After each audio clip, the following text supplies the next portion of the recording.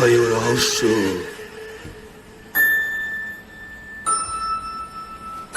এখানে ভয় পেতে নেই মানা। হ্যালো, আমি কল্লোল আছি আপনাদের সঙ্গে, আর আপনারা শুনছেন ভয় ও রহস্য।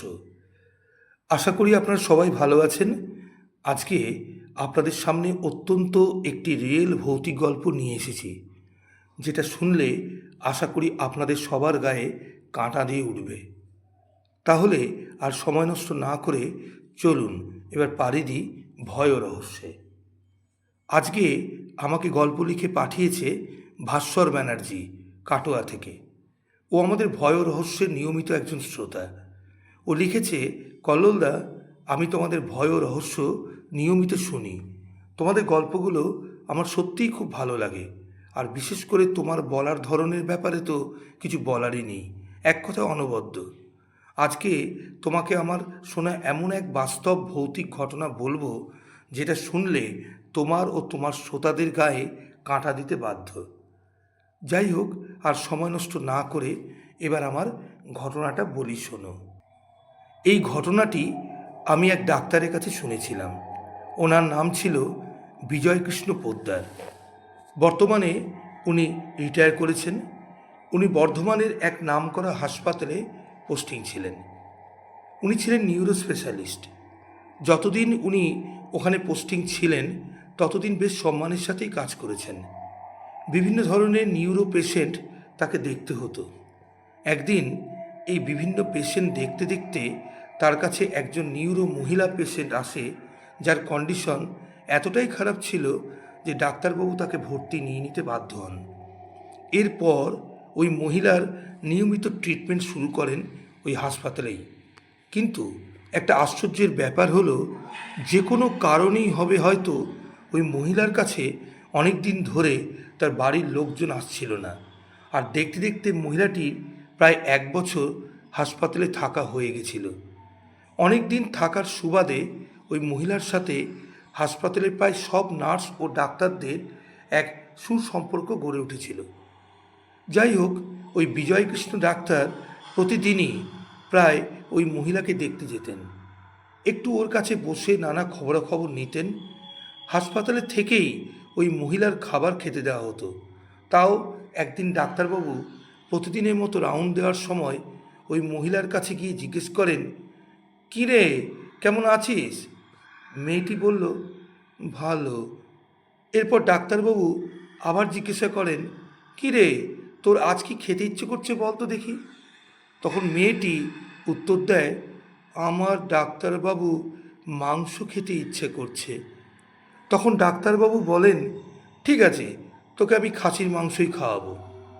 এটা ডাক্তারবাবু ঝোঁকের মাথায় এমনি বলে দিয়েছিলেন। তারপর নানা কাজের চাপে যাওয়া হয়, উনি ওই কথাটা ভুলে গেছিলেন। এর কিছুদিন পর মেয়েটি মারা যায়। ওর বাড়ির লোককে কল দেওয়া হয়, ওরা এসে নিয়ে চলে যায় মেয়েটিকে। এর প্রায় 1 মাস পর একদিন ডাক্তারবাবু ওনার বাড়িতে বউয়ের সাথে রাতে ঘুমিয়েছিলেন। মাঝরাতের দিকে ওনার শোয়ার ঘরের দরজা দিয়ে হঠাৎ উনি দেখলেন একটি মেয়ে ঢুকছে ঘরের ভেতরে। তিনি তখন কিছুতেই মনে করতে পারছিলেন না কোথায় যেন মেয়েটিকে উনি দেখেছেন। তখন একটু তার অস্বস্তিও লাগছিল। তারপর উনি উঠে ঘরের লাইটটা জ্বালিয়ে দেখলেন ঘরের মধ্যে কেউ নেই। বউকে যখন বললেন ঘটনাটি, কিন্তু বউ উল্টে রেগে গিয়ে বললেন, যত সব আজগুবি গল্প দেখো, ঘুমাও দেখি, খেয়ে দিয়ে কাজ নেই তোমার।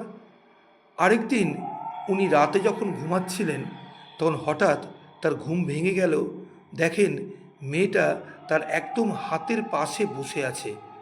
তারপর আরেকদিন উনি পরিষ্কার দেখেন ওনার চেম্বারে ওই মেয়েটি বসে আছে। তখন ডাক্তারবাবু সত্যি ভয় পেয়ে যান, কিন্তু বুঝে উঠতে পারছিলেন না ওই মেয়েটি তাকেই বারবার কেন দেখা দিচ্ছে। তখন উনি হেড অফ দ্য সিস্টারের কাছে গিয়ে বলেন, দিদি, একটা কথা বলবো, কিছু মনে করবেন না তো? আমি ডাক্তার হয়ে বলছি, আপনারা হয়তো হাসাহাসি করবেন। তখন ওই সিস্টার বলেন, না না ডাক্তারবাবু, আপনি বলেন। তখন ডাক্তারবাবু বলেন, প্রায়ই একটা মেয়ে আমাকে দেখা দেয় জানেন তো, কিন্তু হয়তো আমাকে কিছু বলতে চায়, কিন্তু মেয়েটাকে কিছুতেই মনে করতে পারছি না। তখন নার্সটি বলল, স্যার, আপনি কি ওই বেডের সেই মেয়েটির কথা বলছেন? দিয়ে ওই বেডের নম্বরটি যেই না বলল নার্স, আর তখনই ডাক্তারবাবুর মনে পড়ে গেল। আর তখন বললেন, হ্যাঁ হ্যাঁ হ্যাঁ, ঠিক বলেছেন তো, ওই যে মেয়েটি মারা গেছে কিছুদিন হলো। তখন ডাক্তারবাবু বলেন, ওই মেয়েটি বারবার করে আমার কাছে আসছে, আমার তো গা হাত পা ঠান্ডা হয়ে আসছে, বুঝলেন। তখন নার্সটি ডাক্তারবাবুকে বললেন, এবারে আবার যদি মেয়েটি আপনাকে দেখা দেয় স্যার, তখন ওকে জিজ্ঞাসা করবেন, তুমি কি চাও, কেন আসছো বারবার করে। সেই মতো ডাক্তারবাবু একদিন আবার রাতে মেয়েটিকে দেখেন। তখন তাকে জিজ্ঞাসা করলে মেয়েটি বলেছিল, তুই মাংস খাওয়াবো বলেছিলিস না? এই কথা শুনে ডাক্তারবাবু ভিতরে ভিতরে একেবারে ঠান্ডা হয়ে যান, আর ওই মেয়েটি কিছুক্ষণের মধ্যে ভ্যানিশ হয়ে যায়।